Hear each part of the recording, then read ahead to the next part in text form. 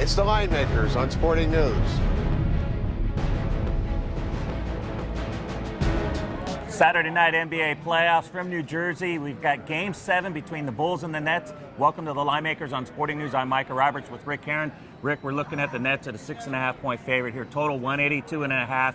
How's this going to shape up? Well, the game 6 was 95-92 Nets, but there was no Luol Deng. He was sick with the flu. No Heinrich.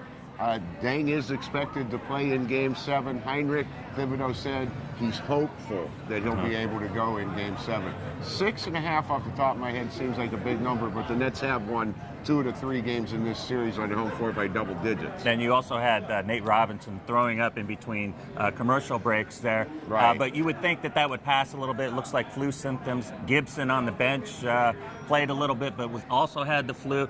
But the Bulls only got 9 points out of their bench in Game 6, and they just need a little more performance out of it. The starters all played well, but the shooting percentage, 40%, I was a little disturbed by that at home, and have my, even though it's a lot of points, I have my doubts about the Bulls in this series. Well, the one thing about it, Mike, only 8 teams have ever come back in the NBA from down 3-1 to win the series, which is what the Nets are trying to do.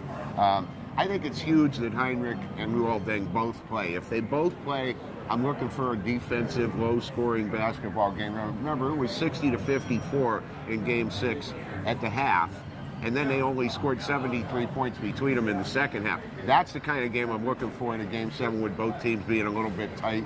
And I would, if they both play, I lean towards the Bulls covering.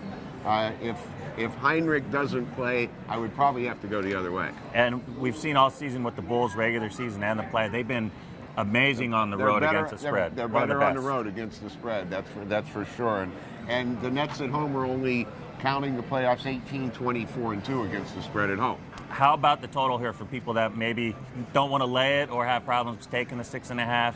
Maybe go on the side. We've seen 3 overs in a row in this series. What do you see coming out in this one? In Game 7, I would lean towards the under. Again, we said that second half in Game 6 was very low scoring, 73 points. I think it's going to be similar to that. Both teams are going to come out a little bit tight, and we see a low scoring first half, and that may keep it under. All right, so final analysis? Bulls, if both guys play, if Heinrich and Luol Deng play.